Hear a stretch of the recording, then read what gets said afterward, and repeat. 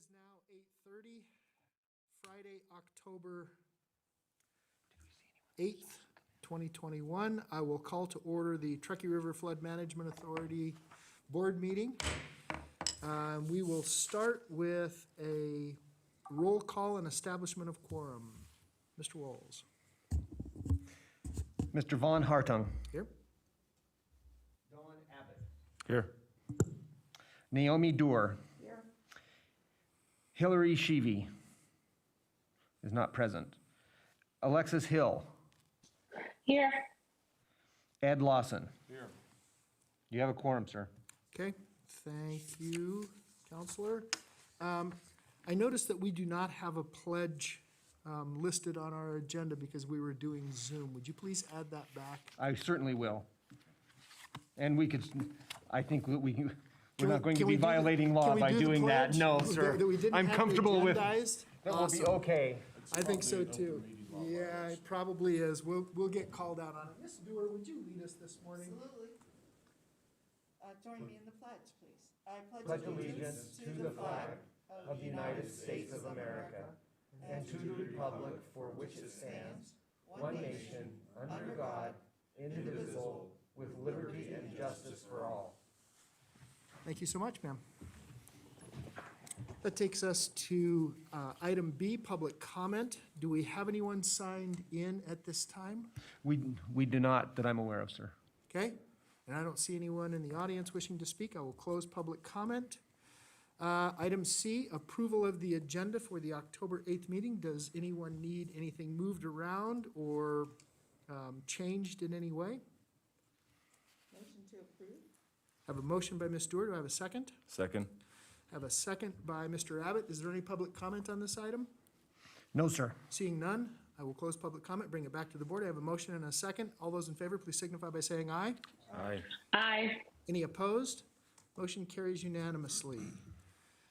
Item D, approval of the draft minutes for July 9th. Is there any emendations on those minutes? Okay, seeing none, I will entertain a motion. Move to approve. Have a motion by Mr. Lawson. Do I have a second? Second. Have a second by Ms. Dewar. Is there any other discussion? Seeing none, all those in favor, please signify by saying aye. Aye. Aye. Any opposed? Motion carries unanimously. Item E, announcements and clippings. Mr. Robeson, the floor is yours. I do not have any announcements. Okay, awesome. I will close announcements and clippings. That takes us to item 2, consent. That can be found on page 39 of your packet. Mr. Robeson. These are just the consent items for the budgets for the past 2 months post our audit. And they show that we have over $42 million in our overall account. If there's no specific questions about that, we can move on to consent. Okay, is there any questions on either 2A or 2B? Or are there any questions? Okay, seeing none, do we have any public comment at this time? No, sir. We have received no cards. Okay, we have no questions from the board for staff, and I see no public comment. I'll bring it back to the board and entertain a motion for item 2A and B. So moved, approval of item 2A and 2B. Have a motion by Ms. Stewart. Do I have a second? Second. Third. I have a second by Law Abbott. I'll say Abbott. Okay, so I have a motion and a second. I'm sorry. Any other discussion? Seeing none, all those in favor, please signify by saying aye. Aye. Any opposed? Commissioner Hill, are you an aye? Yes, sir. Aye. I apologize. Thank you so much. Motion carries unanimously. That takes us to item 3, which can be found on page 55 of your packet. Presentation and discussion of the auditor's financial and compliance reports and management comments for fiscal year 2021. Ms. Crowley, the floor is Morning. yours. Mr. Chair, before we, Yes, I was wondering, I know we're being recorded, I think there's a video too, but this keeps flashing that it's the community home and I didn't know, there might be. That's controlled from the back. Oh, it's not. I think we're good now. It looks like it's. Okay. Okay, well, I just wanted to, I just. Okay. want people to be confused what we're- Yeah, no, I don't even know why Washoe County's insignia is up there. No, just, in fact, yeah. Unless Ms. Crowley has a presentation, you can, No, it's just these handouts. okay. You Yep. could put the first page of my PowerPoint on there. It has our insignia. Ms. Crowley, thank Good you. morning. Mr. The floor is yours. Good morning. I'm here to present the 2021 financial audit report, and that was prepared by Barnyard Vogler. David Schaffner is here representing the agency if you have any questions after my brief presentation. So this is just a very high-level overview. The financial highlights are the auditor's report offers an unmodified opinion for the authority's financial statements. This is in the highest form of opinion available and indicates that the financial statements are presented fairly in all material respects. The assets of the authority exceeded its liabilities at the close of the most recent fiscal year by $94,321,248,000, the net position. Of this amount, $40,698,964 represents unrestricted net position, which may be used to meet the authority's ongoing obligations to citizens and creditors. The authority's total net position increased by $8,667,392, approximately $700,000 per month, due to minimal spending for construction projects as the authority focuses on planning and design of the overall flood project. At the close of the current fiscal year, the authority's government's funds reported combined fund balances of $40,876,235. Approximately 41% of this amount, or $16,910,163,000, is available for spending at the government's discretions, which is also called unassigned fund balance. At the close of the current fiscal period, unrestricted fund balance, which is the total of the committed, assigned, and unassigned components of the fund balance for the general fund, was $40,810,378, or approximately 2.045% of the total general fund and expenditures and transfers. And does anybody have any specific questions? Any questions for Ms. Crowley at this time? I have a quick comment. We are now in excess of our estimates over Vista Narrows, so the only thing stopping us in any way is our permitting. We have enough to build Vista Narrows. Press on. And I'll have a presentation on that later. Yes, understood. Okay. No questions, Ms. Crowley. Thank you. Okay, thank you. Okay. So do we just need to, Mr. Walls, do we need to accept this report? Is that what you're looking for? It says for possible action, just an acceptance of the report? Yes, Mr. Chair, that's correct. Okay. Since we have. Accept the report. Okay, I have a motion by Mr. Lawson. Do I have a second? Second. Second by Mr. Abbott. Did you, and forgive me, Ms. Hill, do you have any questions for staff? Thank you for asking, but no, I do not. Okay, thank you so much. All right, so I have a motion and a second. Do we have any public comment on this item? No. Okay, We seeing do not. none, I will close public comment, bring it back to the board. Motion and a second. All those in favor, please signify by saying aye. Aye. Any opposed? Aye. Motion carries unanimously. Thank you so much. That takes us to item 4, presentation and discussion of the proposed changes to the Truckee River Flood Management Authority bylaws to conform with the recent changes to Turfman ICA voting structure. And again, I want to thank all the member organizations for moving this through on a timely basis. This can be found on page 95 of your staff report. Mr. Wolls? Yes, floor is thank you yours. very much. So as noted, this is an amendment to section 11 of the bylaws. As you're aware, we changed, you changed the ICA to change that voting structure And as a result, the bylaws need an amendment as well to make them consistent with the ICA, although the ICA controls in all instances. It's a one sentence, it's a one-word change in one sentence.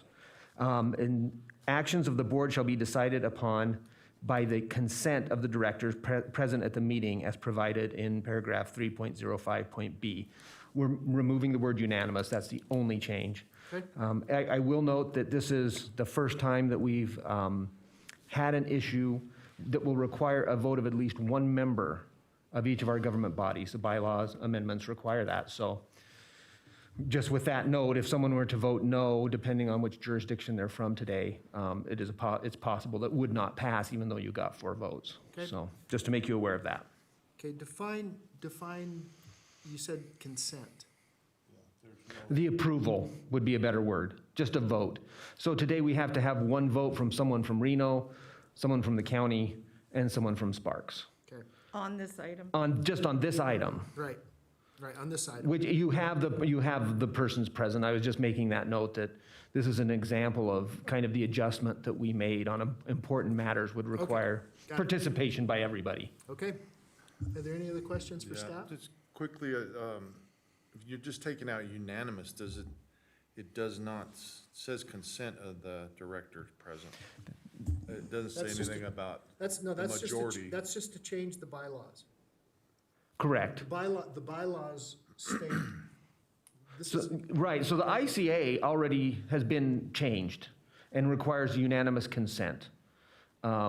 required unanimous consent. Excuse me, no longer requires unanimous consent. Thank you. but it And doesn't so this say is just to that. make the 2 documents consistent. This is just makes the 2 documents consistent. This is just today's vote. Yes, Just a Ms. Stewart. question.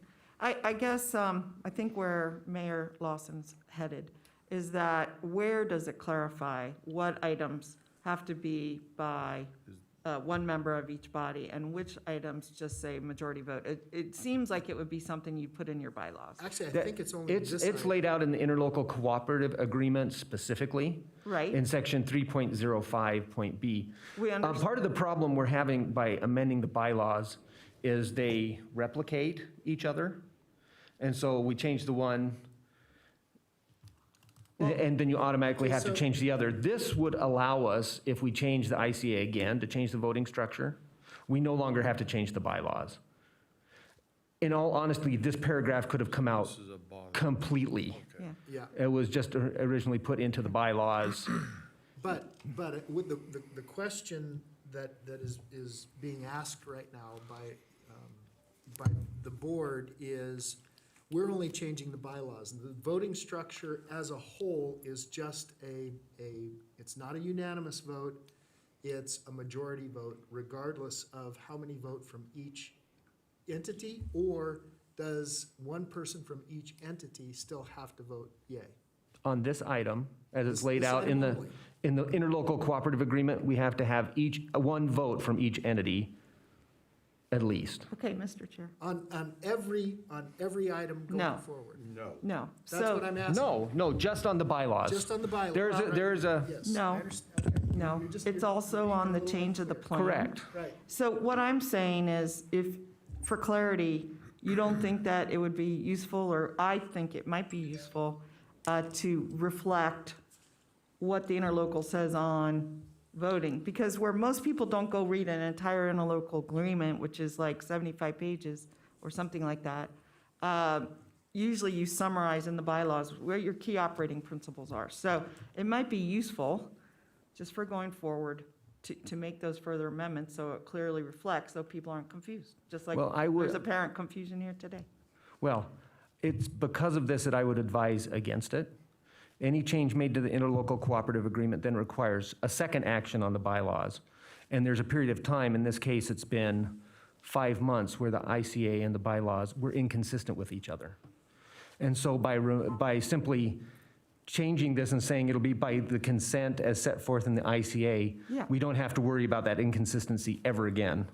It's laid out in one place. Okay. And it's just a preference as an attorney, that anytime you have parallel documents, the risk that you're going to have some inconsistency between them creates ambiguity, and I like to avoid that. If the board directs, I will move that voting structure matrix from the ICA as it was approved by all of the governments, into the bylaws. I can certainly do that if that's your wish.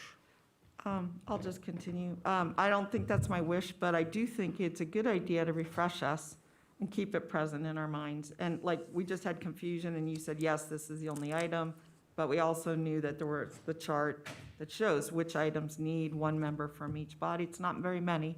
It's the plan, it's the bylaws, and that might be it. There might be a third thing, but, you know, it's just good to refresh us. Okay, I apologize for that So all ambiguity. that is in the ICA. Yes, Yes. Okay.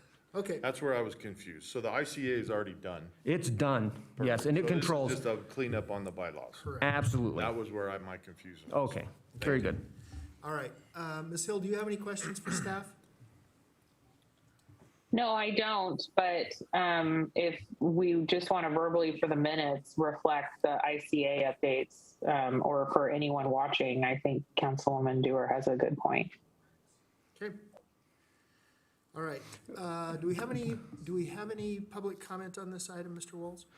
No, we have not received any cards, sir. Okay, I will close that portion. Looking for a motion. There's a motion in it. I'm going to read Just- this motion for you. Should the board agree with staff's recommendation, a motion would be moved to approve the proposed amendment to S11 of the bylaw rules and procedures of the Truckee River Flood Management Authority. Okay?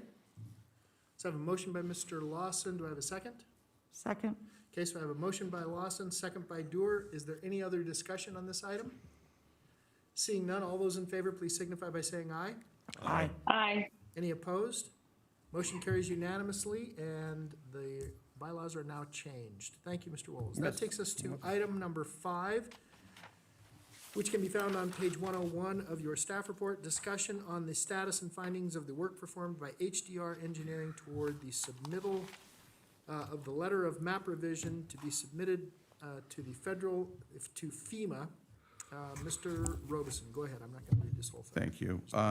This is on the PMR update, and there have been a lot of developments recently. In the staff report, in the documents, a lot of those are summarized. I just want to summarize them here in a PowerPoint as well. And this PowerPoint will be available next week, and I'm going to email it to you as well. I just decided to do it later. So the overall contract, this is not new. The schedule is new in that we are now going to go for the models and maps together for review. We had a meeting with FEMA since the last meeting, a fairly long 2-hour meeting. And we went through everything and what's going on with COVID with them and everything else and with the contractors. And both sides felt like it would be better if they reviewed the maps and the models together. So we're going to go direct to the mapping now. And so they feel like the models are strong enough. They did give us reviews on the other 2 models.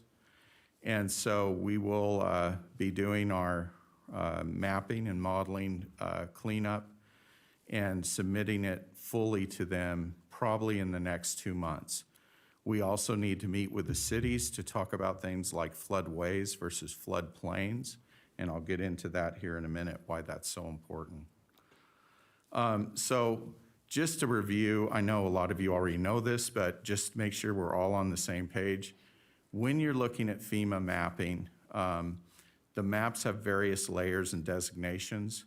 The blue stands for Zone AE, which presents the 1% annual chance or the 100-year flood, which has about a 26% chance of happening every 30 years, which is kind of an interesting thing that, you know, you got to think of it in terms of this decade, will it occur or not? And that's the way we think about it a lot with Vista Narrows, because that's why I'm so urgent about it. The base flood elevation are these black squiggly lines, and they show the elevation of the lowest floor in a structure that must be at or above the zone's flood base elevation. Then the floodway stripes, in the red stripes, is the floodway.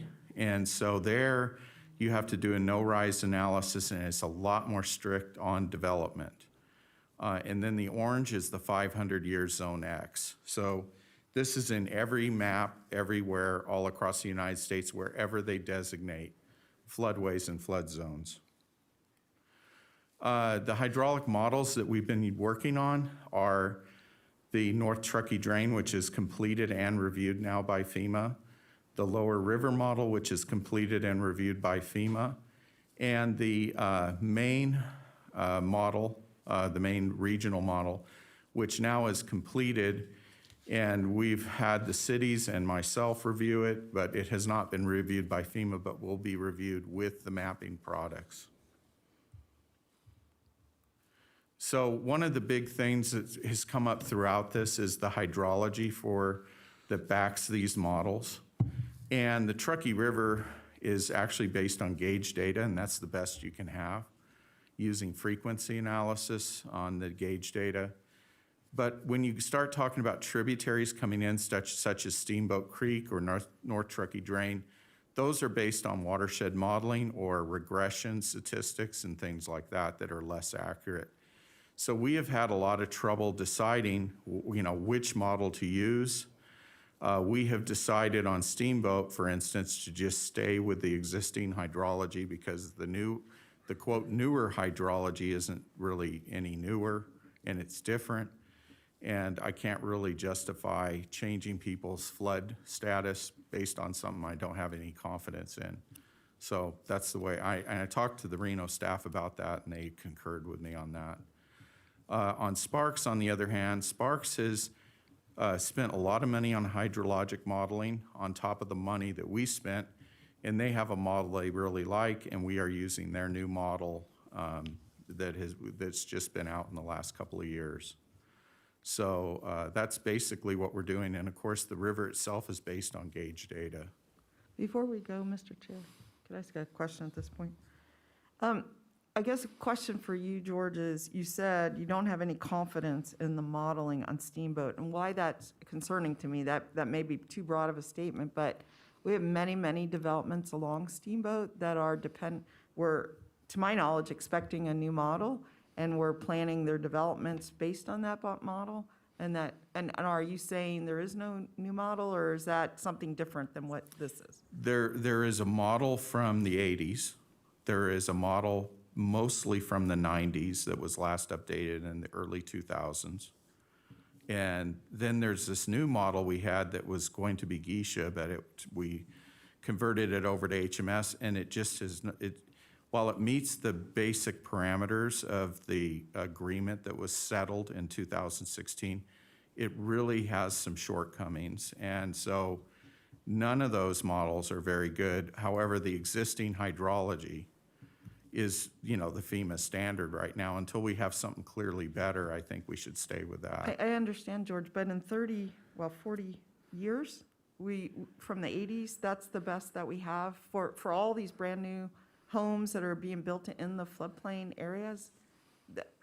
I thought this process was supposed to result in a much better model, and you're saying none of them are very good, and I guess my question is just how do we get to good? I mean, I thought that's why we were spending all this money. When I took over, I've been looking hard for match money and federal funding to actually do a watershed study. I didn't feel like coming before this board to ask for more money for watershed modeling after all the money that was spent on Geisha. So I am working on that, and the long term is to get a decent Steamboat model. And FEMA is aware of this too, and they are doing some modeling up in the upper Steamboat Basin right now. But we have some needs to, in the future, do some modeling. Well, I'll just say one more thing. I mean, we spent a lot of time too on the North Truckee Drain. These are the two main tributaries into the Truckee that then bottleneck at Vista with a project you're building and that our focus has been on. And my concern is, we and Sparks have put a lot into the North Truckee Drain and understanding that drainage. And I am very concerned about building our project on one of the main tributaries is not modeled and we don't understand it. And I'm concerned about, potential impacts on the downstream project that we're building. You just said we have enough money, 40 million or or whatever the project's gonna cost. So I need to register that right now. I mean, Okay. you can go on with your presentation, but it is a concern of mine. Okay, well, and it's a concern of mine, however, when you talk about the river itself, there is other tools we use because it's a concurrent flow. We're not trying to model the 100 into the 100 up there. We're using a concurrent flow from Steamboat, and so, you know, that's gonna be a fairly accurate number, just for that. The focus is on the Truckee number down, you know, when you go downriver. I know there's lots of people that are very concerned about timing and things like that. Honestly, we've looked at those kind of things as best we can with the hydraulic models, and I'm just not seeing the problem there. Because the hydraulic models are actually very good. Okay, you were the one who said they weren't very good, and I maybe said just- hydrology, and there's a big difference between a Right. hydrology and a I just didn't hear that hydraulic model. adjective, okay, so if, Yeah. it just was that they're not very good, so I wasn't sure what you were talking about. That's why Yes. I'm asking my question. Okay, no, fair Okay. Okay, so questions. before we move on, can someone let Mayor Sheevy in? Yeah, did you get the email, Mike, to She's- just she's send the waiting codes be to let her? in. That's She what I said was she trying to can't- get done. She can't get in yet. She didn't get the updated Zoom. She said she tried to call the number and it's not working. Well, that's not gonna help me much. Okay, Okay, do we need to take a short break? just take a minute break Okay, while I we'll just forward We'll be this. fine. pause for a moment. If needed, I can send it to your email. I'm gonna do it right now. Well, hopefully, we have a whole Truckee River model, hopefully it's good. We spent a lot of money on North Truckee Dane, hopefully it's good.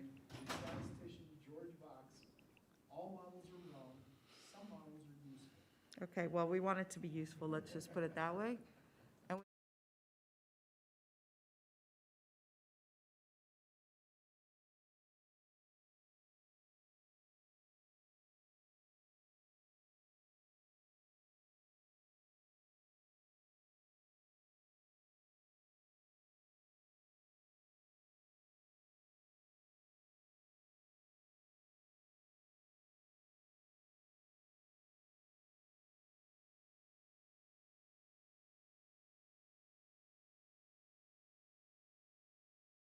I think you guys have to be aware that the hydrology is not as good as the hydraulics. And that's why I say this, and it's something that we should work on as a community. Sparks and us together have worked on that North Turkey drain model and spent a lot of money on it. Up to speed as well. However, having said that, I do not think it significantly affects the Truckee River. And the second thing is when I build Vista Narrows, or when we do, Turfman and our consultants, we will put freeboard on that to account for differences in, you know, if we misstep on really what the real 100-year flow is. That's just something that's standard engineering practice, that you're not gonna just let it, you know, be right at the 100. You're gonna put some freeboard on. And we've actually designed extra freeboard to make it a more robust system. So there's all that built into it, just because of uncertainty. We also have climate change issues. Whether you believe in anthropogenic climate change or not, the climate has been shifting. So then we have to consider that as well. Any other questions about that? Well, I'm going to just end on this. I mean, during the break, it was mentioned that perhaps it doesn't matter that much, but we did spend a lot of money on North Truckee Drain, and we did say it matters.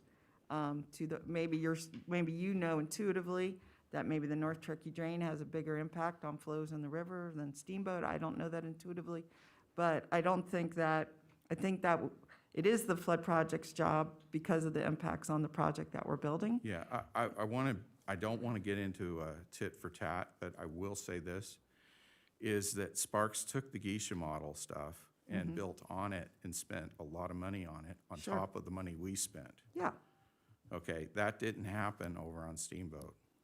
well, George, what those dollar figures are? You would have to talk to John Martini to get the exact number, but it's in the hundreds of thousands. I mean, I know we spent 40 million on North Truckee Drain. That's the by facility, ourselves. Yeah. yes. But I wondered what the planning part of it was. So, But that particular model itself is hundreds of thousands of dollars that Yeah. your city spent. Well, I'm going to just check back at Reno and find out where we are and what we're doing. That's valid. Hold on just a second. Do we have Mayor Sheevy on yet? I also got a hold of her assistant too. Hopefully, one of those will catch it. Okay.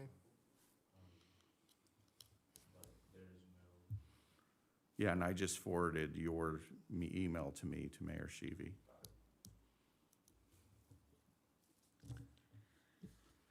Okay, any other questions about that? I think we'll move on to the Go ahead, next thing. George. Yeah, let's keep moving. Yeah, forward. so this just shows what the river is based on. That's just, all those dots are gauge readings.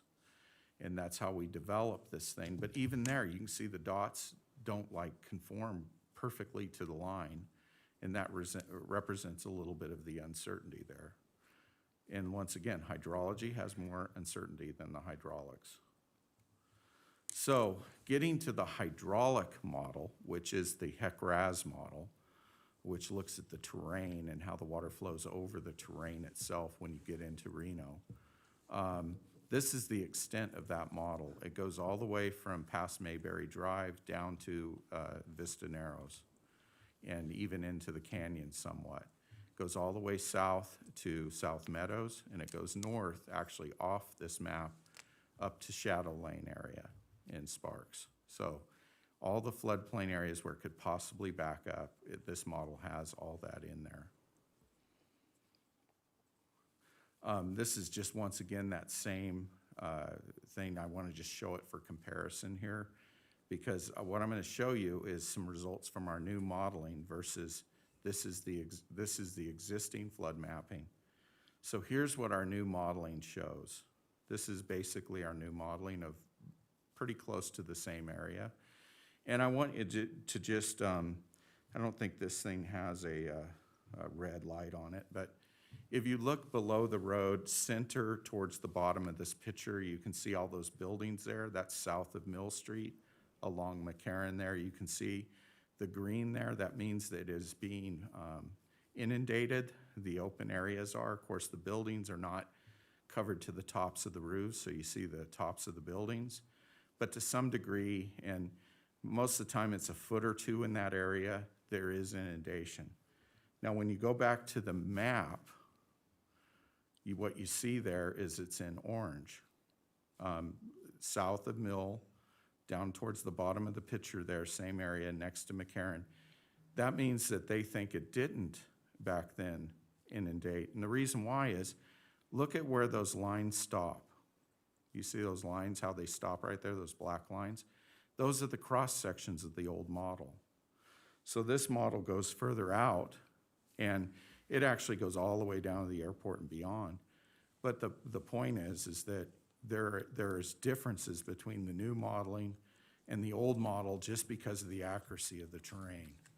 And so some people that did not get flooded in this old regime, according to FEMA, actually do get flooded. And of course, when we saw the 2006 and 1997 floods, those places did get water. Okay, hold on a second, George.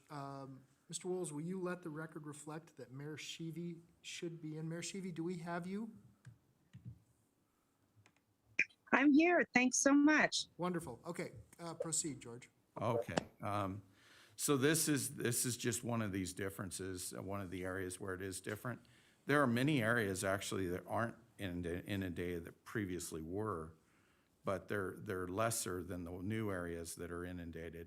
One of the issues why is with the new hydrology, with the frequency analysis, there's more water in the Truckee River during the 100-year flood, so you're modeling more water.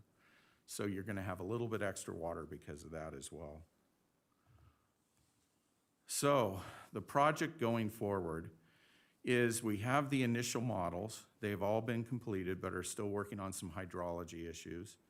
We also need runs for multiple event labels as per the new FEMA guidelines, and this may require a modification to the contract in the future. FEMA is asking for like 8 runs, and we only budgeted for 3 when they did the contract back in early 2019. Skipping the regional model review and going straight to mapping model submission because of the long review times, and it's easier to for the review team to review the model and mapping as a unit, and it should allow us to gain some months back on this issue. And we will also be reaching out to cities and the county again to discuss mapping this time as well as the modeling, especially issues with floodway of the future before the map and model submits to FEMA. So we need to really make sure we're all on the same page on this. And we have already talked about that to Reno and Sparks, and we just recently had a meeting with Washoe County about this as well. So any other further questions? Okay. Questions for Mr. Robeson? Okay, hold on. Ms. Hill or Ms. Sheevy, do you have any questions for Mr. Robeson on this item? I had thought, yes, Mr. Chairman, just really quick back to the steamboat issue. I had thought that Washoe was doing some flood, studies with the city of Reno as well.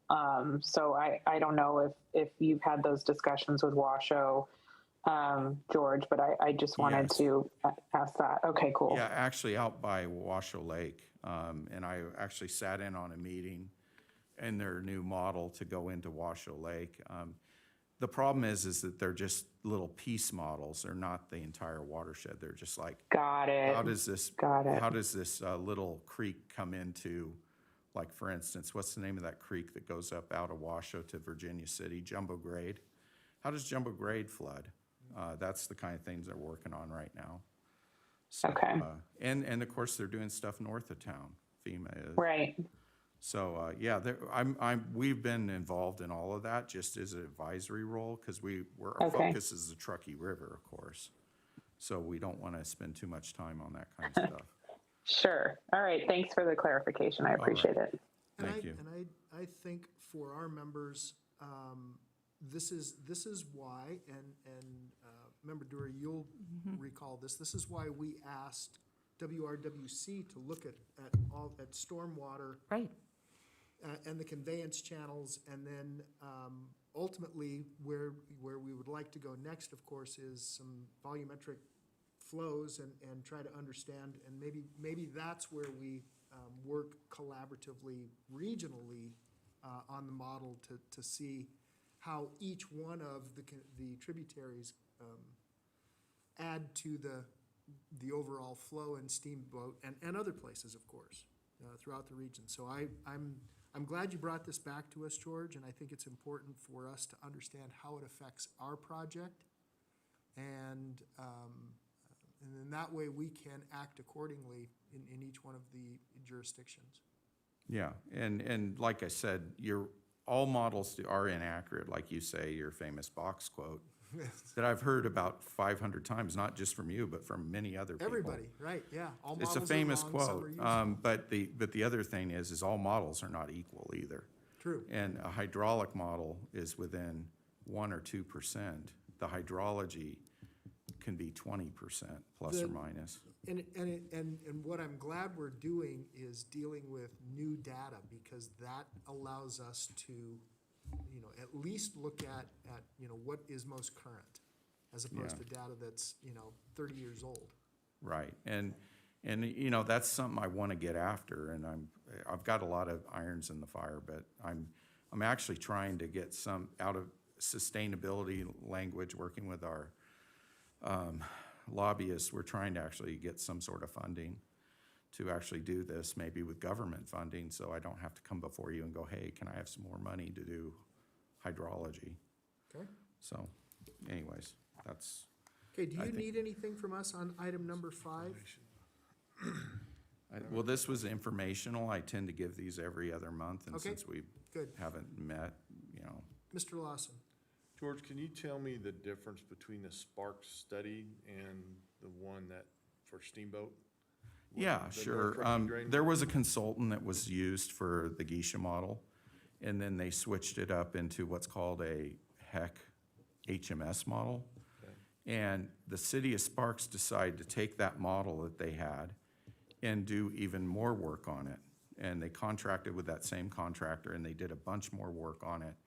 And your staff spent countless hours making sure all the stormwater basins and everything were correct, you know, and how they attenuate the flow. And like I said, they spent with the contractor several $100,000, but there's also a significant city staff time in helping them figure all that out. So the difference is Sparks did all that, and with Steamboat, because of the nature of the Steamboat Basin, it's multiple ownership and stuff like that, nobody did that with Steamboat. Nobody took that model and tried to, you know, fix it, so to speak. So you're saying the flood board doesn't have the manpower to do the same type of study that the city of Sparks did? We certainly don't have the manpower. We do have obviously funds to do all kinds of things, you know, but like I said, we're focused on construction right now. Right. And I am looking to try to get funding for it from outside. Well, if I could follow up. Ms. Dorr? You said you're trying to get money from the outside, but then prior to that, you just said we have money to address it, so, Well, there's $42 million right Right. now. But I'm trying to save that for Vista Narrows and other things too.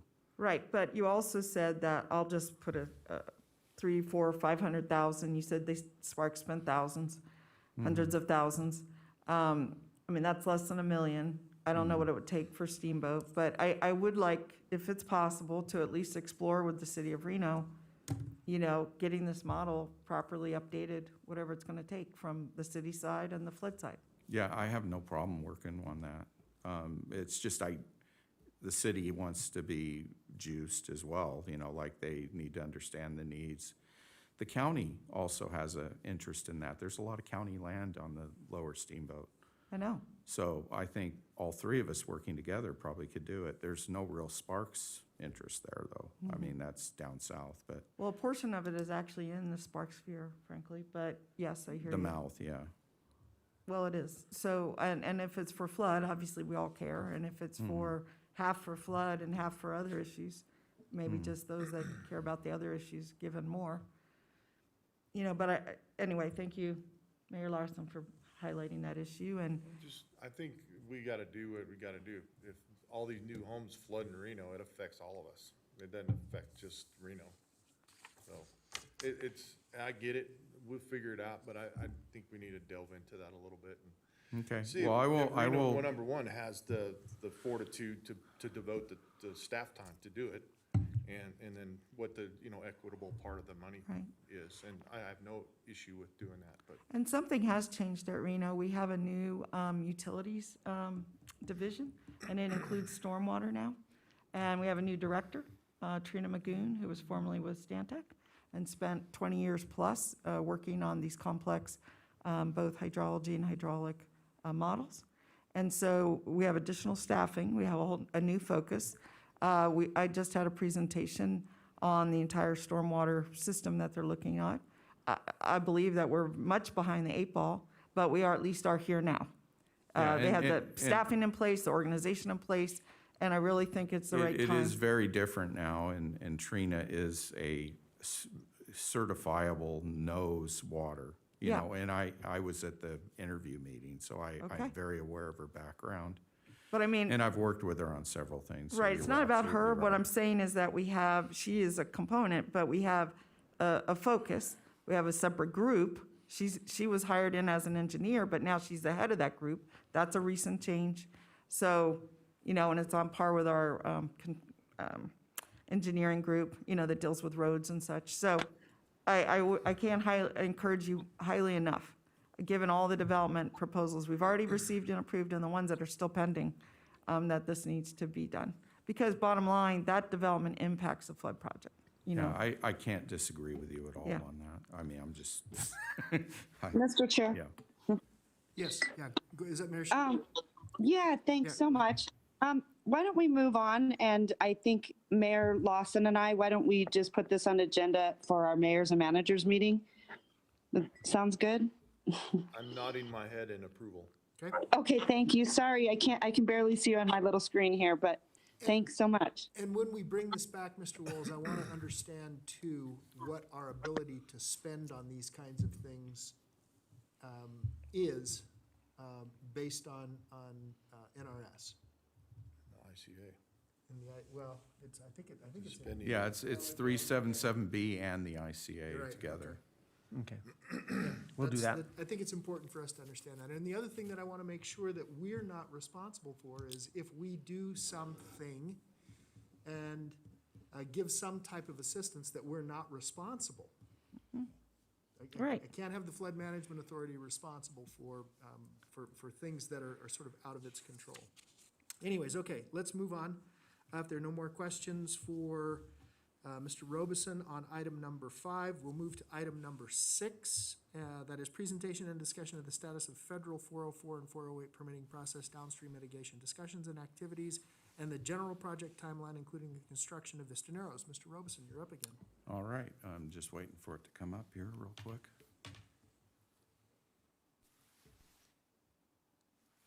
Oh, there we go, okay. All right, so this is pretty exciting. This is I'm gonna be talking about permitting, but I'm gonna focus a lot on the downstream mitigation because it is probably the key issue with the permitting, especially when we get into what's called Section 7 consultation over tribal trust issues. But I can tell you right now, there's been a lot of developments on the permitting. We've been working on the full permit on all of it, not just the application, but the EA and the biological assessment and a whole bunch of other components. And we also got that finding from the Corps, although they haven't followed up with a letter. And I did talk to them, and they said they would talk to us about a meeting this month and also get us the letter this month. But it's in regards to not using the NED plan as a core facility. And that's why we passed that thing back in, I think it was March or April, to say, hey, Corps, we're never going to build the NED. It shouldn't be a core facility. And so they acquiesced, and that was a big deal because that could have added years to the permitting. So that's happened. And then I've been working with the tribe, talking with them, talking with technical staff, and now legal staff over the course of 18 months. And so on the 20th of this month, I am going to be presenting to the tribal council. And so I wanted to give you more of a overview of what exactly we're looking at for mitigation and to make sure that you're at least okay with this in concept. Of course, it would come back to you, whatever initial agreements we might do. It may have to go back and forth like a ping pong game here a little bit to make sure we get the right mix that makes both sides happy. But basically, we're gonna look at the flow impacts and then talk about how we, in our actual planning, minimize the impacts, but then also mitigation and what some things that we can do for downstream mitigation to make sure that the tribe is okay with what we're doing. Because if they're not, Section 7 will be a very difficult thing to get through because we actually increase water downstream with this project at peak flow. So let me go forward with that. So the new Meadows Project, you've seen slides similar to this, but it's not just Vista Narrows. Vista Narrows is the keystone, but then once Vista Narrows is done, we plan on working from upstream to down, sealing off the airport, GSR, Tumwa, in the north industrial areas, and the south industrial areas, and then we have Mill McCarran in the airport, and then we have the Sparks North Levee. And that will probably be broken into two because it's such a long distance. So that's our project in the entirety of the project. And when we talk about effects, we actually talk about effects of the entire project, not just Vista Narrows. We model the whole thing so that they see the cumulative effect of the entire project. And this is just a quick schedule. And like I said, I'm going to make this available to you guys, send you an email with this on here. But these are when these things are projected to be built. And we've, after looking at the schedule, we have backed off Vista Narrows to 2023 because of a couple of things. The permitting's going a little bit slower. But also, we want to coordinate with GSR and the airport to use the dirt from Vista Narrows to build the berms that we would do at GSR and the airport. So there could be some significant cost savings on those three projects if they're done together. Vista Narrows, most of you are already aware of this.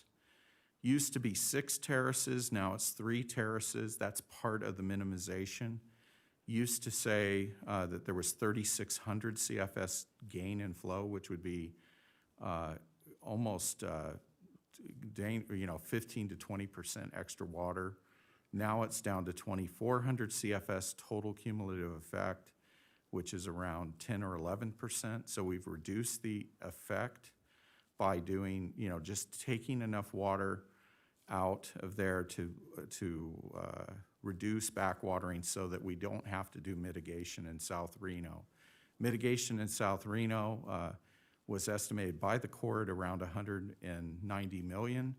Our recent estimates, Eric and I, looks more like over $300 million in today's dollars. So we don't want to have to do mitigation in South Reno, and we don't want to be backing up water into people's homes. So we're doing just enough to get a no rise in that area, and maybe a little bit extra, not much. And this is an older graphic, but it's a very useful one. It kind of shows in red the areas that are taken out of the floodplain by this work, the total project. And you can see the airports there, the south industrial areas there, the north industrial area to the west of McCarran, and the industrial area to the east of McCarran, which are, significant things. And if they're flooded again, according to UNR, that area alone is about $2 billion with a 100-year flood. So if something like the 97 flood happened again, once again, about $2 billion according to them in 2018. So the point is that this is a very large economic hit if we don't do something about it. I know with COVID and everything else, we get flood amnesia. We forget about how dangerous this can be and how wrecking this can be to our economy. But it's something that we all at the Flood Authority think about every day. And it's something that drives us to try to keep pushing on Vista Narrows and some of these other projects to get that water out of there. Another effect that I've talked a lot about with the tribe is when all that water goes into that red zone there, especially in the north industrial area, the south industrial area, and the Sparks east industrial area, when that water goes through there, it comes out of there extremely polluted. And it goes down the river and it goes to a terminal lake that cannot dilute it as well as, say, the ocean. And so it's something that they want to take care of and make sure that we don't have that all the time. So the effect, once again, I said it's about 2,400 CFS, about 11%. The effect of just Vista Narrows, though, is 734 CFS, and that is down from about 1,700 to 1,800 CFS in earlier analysis. So we have been working to reduce that effect, and the change there is about 3.5%. So getting down to the tribal areas, this is in Wadsworth. It is, north is going to the right side of this graphic. So it's not like a true north picture, it's north is to the right side. There's this extreme breakout area that was not picked up with our one-dimensional model. What happened is we saw it with the 1D model. We saw it kind of broke out a little bit, and that's the area where it says breakout area Wadsworth. But then we saw this big channel down there, and you can see the areas. Note the coloration of the channel along the canal.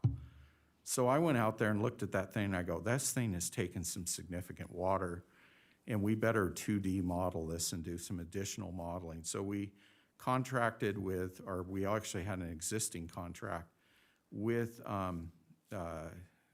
Atkins, and through Atkins with JUB, and JUB did a two-dimensional model. And this is what the extent of that model is. That starts there upstream of the freeway, and it goes down all the way downstream of what's a large quarry down there. And much of this, about half of this, is county land, by the way. It's not just tribal. And so this is what the layout was. Now, what happened is if you look here, there's these three squares on this graph. The red lines and the blue lines are actually where the inundation ends, and you can see that there are several homes that are inundated, both for the blue line, which is the existing hydrology, and the red line, which is the change because of our project. So there's a real problem there, a real breakout. And this is actually not just an economic issue, but this is depth times velocity, which is a sweeping flow. And if you're in the blue-green zones, that actually can sweep you off your feet. So blue typically not, but that green, bluish zone is a problem. It can be very dangerous, let alone the red and the purple. That's extremely fast in deep water. And this is with our project. You can see there's more of the green and the light blue, which are sweeping velocities with water. So this is what the inundation looks like. You can see at the bottom, there is the State Route 427. If you've been to there, there's a railroad bridge right next to that bridge. And then you go downstream, and where it says Bridge Street there off to the right, about middle height, that's a footbridge there. And the breakout occurs in all that yellow zone and blue zone and orange through the canal there. And that is where the breakout is. And I was kind of shocked at how significant this breakout was, even without our project. So it goes down, it actually gets into the quarry. You can see the areas in yellow and blue there, that's water getting into the quarry area. And then it realigns back into the river further down on the other side of the quarry. So I decided to go into this model and take a cross-section just to see how much water is coming down there. So that purple line right there is what we're looking at. And you can see that this channel is 400 feet wide and up to 6 feet deep. And it does have some velocity to it. So when you actually do a flow calculation of this thing, under existing conditions, it runs 1,400 CFS. Now, to put that into perspective, you know, when Reno's kind of running a normal day on the Truckee River through town, when people might use the river in the early summer, that might be 500 to 600 CFS or 400 to 500 CFS. This is 1,400 CFS, and it's going through trailer parks, housing communities, over roads, and into a quarry. And then with the project, Extra Water, it goes all the way up to 2,500 CFS. So a very significant amount of breakout. So I looked at the area where it was breaking out, and you can see that purple line right there that goes north to south in the middle of this, basically in the middle. I looked at that and put it into a cross-sectional view to see what kind of heights I would need for a possible levee or flood wall. And it's about, with some freeboard, it's about 4 to 7 feet in places, depending on how deep you are. That you can see the ground surface there is in brown. The water surface is in blue. And you can see from about 4 to 7 feet, you can see the Bridge Street Bridge, and see how it drops there real fast? That means the bridge is backing up water. And so we may have to do some work at that bridge too, so it doesn't get washed because of our project. So there's some definite mitigation work here. And the interesting thing is all along that brown line, that purple thing that I showed you, that is all county property where the levee would need to go. However, when it goes downstream and gets into that channel, it gets on tribal property. So it's something that impacts the tribe and the tribe is interested in, but they're like, well, that's something you should do because that's all on county ground owned by private owners. So, so that's the situation there. Any questions about this at all? This is something we did not know about 5 months ago, okay? So it's something that we, you know, when you, like Chair Hartung says, some models are, all models are inaccurate, some are useful. Well, this one became a lot more useful because at least it shows where the breakout is by being more detailed. And so we found out about this breakout and the extent of it and how significant it is. And it's verified by looking at the channel out in the field as well. So George, will we deal with this, I don't want to say simultaneously, but somewhere along the same lines of Vista Narrows? I think I'll catch that answer for you. We just Okay. keep going. Okay. So anyways, this is the inundation from the 1D model. And you can see that if you look at it carefully, they're not really into homes even with no breakout. So it's not like a concern if we put it back in the river that we're going to cause impacts instead of letting it break out. But having said that, that breakout is significant along that channel and through that neighborhood. So we did look at the downstream impacts. This is an old slide. I don't want to bore you to death. But we did spend a great deal of money, probably close to $2 million, looking at the hydraulics and the sedimentation impacts of downstream impacts from the project. And we did that both for the just Vista Narrows and for the cumulative effects of the whole project. And these are the impact results, and we had the high impact area, even at first, was Wadsworth, that breakout area. Turns out it was much more serious than we thought at this time. And I'm so glad that we did that extra modeling to make sure that we understood what was going on there. And then we had areas of moderate and low impacts. And most of the impacts were just water surface elevation increases. Really wasn't getting into homes or into streets except for at Wadsworth and Rainbow Bend. And Rainbow Bend was mostly streets. And we have a mitigation, I think we've talked about mitigation there. It's about, we think it might cost about $250,000 there. The mitigation here is more significant, and we'll get into that here in a minute. Okay, so the mitigation, and this gets to your question, Chair Hartung. The rationale, when you build this mitigation, you have to have a rationale. Why are we doing mitigation? We can't just give money away. So is there a rationale for this? Is there a reason for this? Then we have to, so that's a document that lays it out. And I'm pretty much done with that document and done a lot of research on all the studies that we've done to get there. The second thing is structuring the mitigation, how to implement it, the mechanics of it, how will it be done? And that document is far along because there's a lot of negotiation that needs to be done on how to do that. And then there would be the overall mitigation agreement document itself, which is more like a contract or a memorandum of understanding or something of that nature.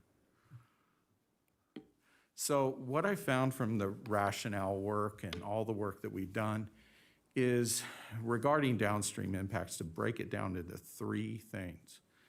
The flow increases causes higher water levels and velocities for approximately 15 hours during a 100-year event, and also water level and velocity changes during a 50-year event with no real change for 10-year events or less. So it's only with these really large events that there's even a difference, and the difference is at most 15 hours. Because it's such a short amount of time, the bed dynamics, bank retreat, and sedimentation effects, the things that affect habitat, are marginal and minor. However, they are there.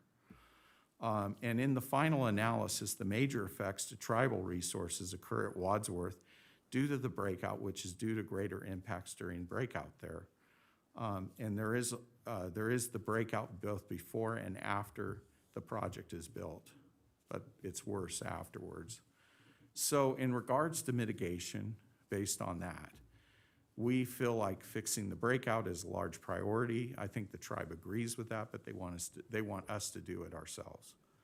The second thing is there is an argument to be made for floodplain stream restoration work, such that like what we did at McCarran Ranch, for instance, or we didn't really participate in McCarran Ranch, so I should be careful there. But say at Mustang or Lockwood, the ones that we participated in, those kind of projects actually lower the stream flow level slightly and actually improve habitat. And so they can make up for any of the differences that are minor in that issue of habitat, but also bring the water level down slightly. And there is an excellent place for that. It's the #1 rated place right upstream of Wadsworth that the tribe controls. And we've asked them, are they interested in doing stream restoration there? And they are, but they don't have the money to do it. So that might be a place where we can work together and do one of these restoration projects, a floodplain restoration project, maybe get the Conservancy involved as well. Then thirdly, the tribe is very interested in bank stability work. With the extra water, you're putting extra stress on the banks. It's hard to justify based on bank retreat analysis, but in terms of possible threshold effects, because the water is higher, a limited number of projects can be justified. So basically, the mitigation looks like this. Fixing the breakout issue on the East Bank and Wadsworth. And it's about a 1,250-foot length. And we think that it can be fixed with a levee and a buried culvert, because there's actually a ditch that goes right through it that kind of makes it worse. And so we estimate that that is roughly $2.2 million. That is a very rough estimate right now because we don't have, all the information on it. It's basically unit costs. Stream restoration project, past projects average about 3.5 million per mile because we had data on all of that Danielle had kept up all these years. And the project is about 1.2 miles long. There was a previous cost estimate for a certain restoration project on that reach at $7.4 million, but that was a fairly involved project, maybe not something that we would think that we could justify with mitigation. The last one is there's bank stabilization and that we just talked about, and those costs can vary greatly by lineal foot due to size and scope of the project, but what we think there is you just give a dollar limit and you say, this is your fund, you decide what your priorities are, tribe, but it has to go for this. So, mitigation agreement methods, like what we're doing with Story County, we can agree to do the specific project, like what we're doing at Rainbow Bend and working on that. We can, and like what we're thinking that we should do at Wadsworth with the breakout. Then there's the second approach is a mitigation framework or fund. So with that, you would have the statement of agreement, the rationale document, and the mechanics document, so to speak. And I've actually done these kind of things in my career for relicensing of FERC projects. So I understand how they work and how it's done legally and that kind of stuff. And of course, Mike is far more adept on the legal side than I am. But to get back to your original question, when would these things come into effect? Well, what we have been talking about is they would only come into effect and on the condition of groundbreaking of Vista Narrows. So at groundbreaking, that fund would come into effect, the mitigation fund, and the specific projects, we would initiate those as we initiate Vista Narrows. By the time we do Vista Narrows next year, we're gaining about $7 million a year right now. We should have about $49 million in our funds. We should have enough to do a significant amount of mitigation work and Vista Narrows at the same time. And if we get some cost savings, we might even be able to do GSR and the airport all in one swoop with the money that we are getting now without having to resort to waiting or bonding. So that's the idea here. And I was going to, and this is an informational, but at some point, it might be a good idea for me to give you a more comprehensive plan of exactly what I'm doing. I've been giving you staff reports and updates, but I haven't given you a plan that you can really sink your teeth into and approve or disapprove. So as we go forward, that might be something that I would suggest at your, at your, what is it, at your agreement or If you have an your appetite. decision-making. What? If you have an appetite. At your appetite. So, Are you saying maybe at a retreat or something? What are you saying, George? well, like, it's putting this stuff together in a plan to show you what we're doing and make That'd be sure good. that you're okay with it. It'd be, Yeah. Okay. Mr. Chair, I would say it would be good to get a little bit more comprehensive view than just the sort of bites or snapshots, as you're saying, George. Yeah, when we get to the point that it's appropriate, I think that's what George is suggesting. Right, concurring. I think Yeah, we need to okay. look at bonding capabilities too. Yeah, and we've done a lot of this work, but we haven't, put it in a comprehensive plan yet. So we've been mostly exploratory type work to see if this is feasible at this point. And it would be good to take the next step at some point in the near future, in the next few months. Okay? That's what I'm saying. Yeah, I think with 180 million, we probably could bond for the entire thing. That, our basic feasibility analysis says we can. Yeah. But of course, it's based on what interest rates are. So if right now they're good. And we're also looking at some other funds that have very low interest rates. So there's a lot of things going on there that we can Be nice to discuss get in it the all done plan. at once. Yeah, when we get to that point, George, let's look at all of our funding options. Yeah. How we can. And there are bond. grants, and Commissioner Hill has been very interested in that and working with us on that as well. So Okay?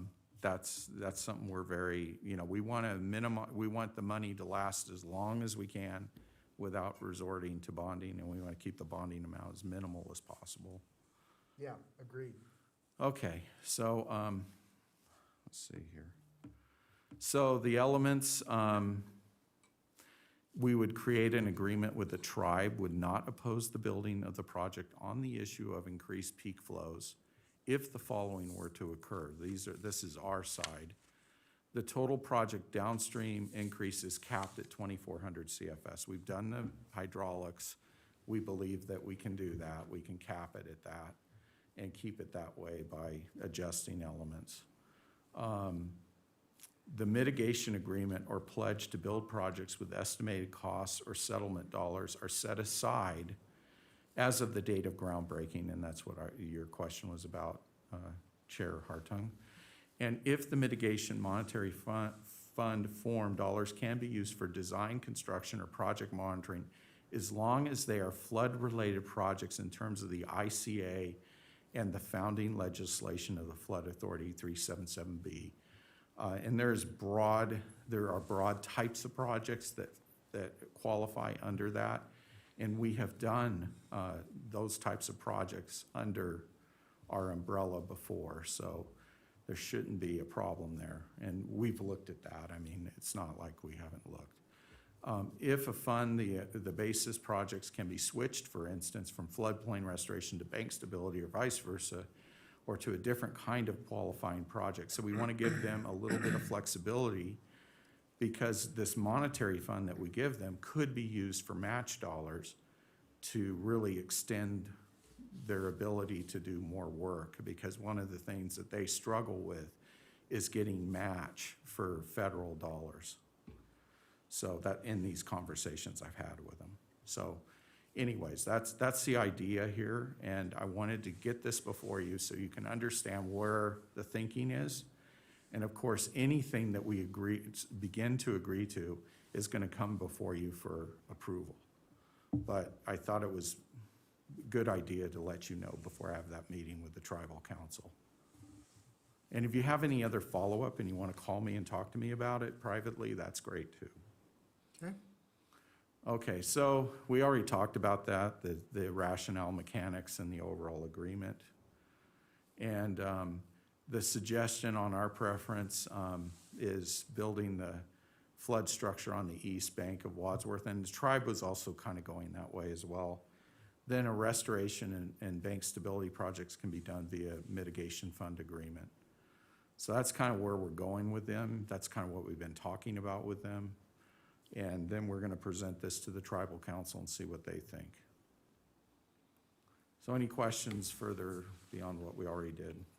Okay, well done. Mr. Chair? Ms. Stewart. Yeah, so George, when do you think the timing, you said present to their tribal council, when do you think something would be coming back to us in 6 months or something, like a kind of a formulated plan on this area? Because we've been already working on this for 18 months, I would think that they're gonna come back at us within a month. Oh, Because- okay. Because You mean we've at the already been October working meeting? with their legal people and their technical people.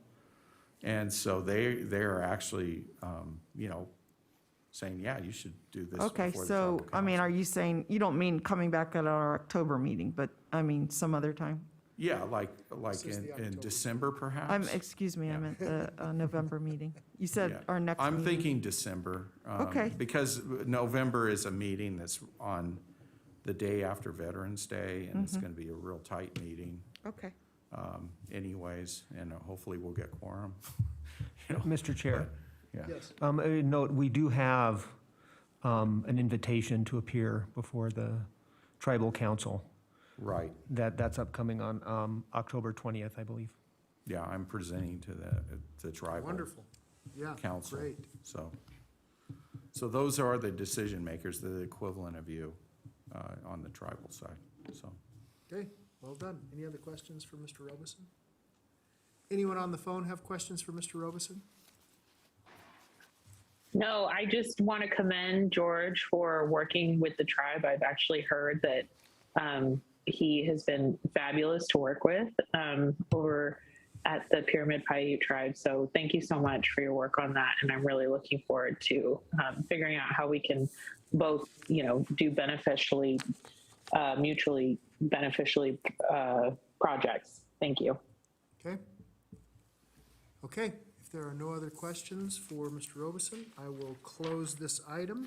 And that And- takes us, Just for the record, Mr. Chair, we do not have any requests for public comment. well, it's for possible action, so I assumed, and thank you so much. I assumed that since we weren't taking any action, we were Yeah, okay. no, I just wanted to note that for the record. Okay, thank you. I appreciate that. That takes us now to item 7, public comment. Do we have anyone signed in for public comment? We do not, sir. Okay. I will close public comment and bring it back to the board. Board member comments and requests for future agenda items. Do we have anyone? Mr. Chair? Yes, Ms. Stewart. I'd just like, and with the support of the board, I'm going to have some internal conversations with our staff, and then the mayor mentioned meeting with Mayor Lawson at a different meeting, and I would hope that this would result in an action item, may not be for the November meeting, but maybe by the December meeting, we could have a cooperative plan going forward on the Steamboat Creek, whatever needs to be done there. And I know these words, hydrology, hydraulics, it gets confusing, but the way I understand it is, hydrology is the data that goes into the hydraulic model that models the flow. So, garbage in, garbage out, that's why I want to make sure that the data is good, that the end result is good. So maybe we could look at that as a future agenda item. Okay. Okay, as long as staff, I believe staff. Mr. Chair? Yes, go ahead. Hi, thank you. Another item that I think that we should put on the agenda, at the City of Reno, we're moving forward with our river rangers. And, that's 24/7. I guess, I don't want to call it surveillance, it's much bigger than that, to make sure that the river is sustainable and all of us are sort of on the same page of what that initiative looks like. So I think I definitely want the flood project involved in that. And then I will bring that also to our mayor's and managers meeting. So Mayor Lawson, we can put that on our agenda as well. But it's something that I think all of us have to be doing together, because we know that it's been incredibly challenging, and we'll continue to keep cleaning up the river at massive amounts, financial amounts, if we don't do it all together. So we all have to be in sync and communicating with one another. I also think it's the other entities as well, RSCVA, and RTC, because I think, there's sort of infrastructure needs that we could put through there, bike lanes, lighting, things of that nature, because we will never get it to a place where it can be recreational or our residents will be able to use the river if we're not really taking a comprehensive look at this. But I know we're moving forward, but I want to make sure that all the jurisdictions are in sync with this program. So I think it would be a good conversation to put on one of our meetings. And like I said, I'll bring it back to the mayor's and manager's chair, and I'm sure we'll have it at the county as well. But I just want to keep everyone informed that I believe our city manager said that most of the river rangers are hired, and that program is going to be launching soon. Okay. And I know that we've, and that's good, we'll bring something back as it pertains to the Flood Management Authority's property. Perfect. Thank you. Okay? All right, I know we've talked about that before. Any other comments? Okay, seeing none, I will close that. We are adjourned. We're right on time. Thank you so much, everyone.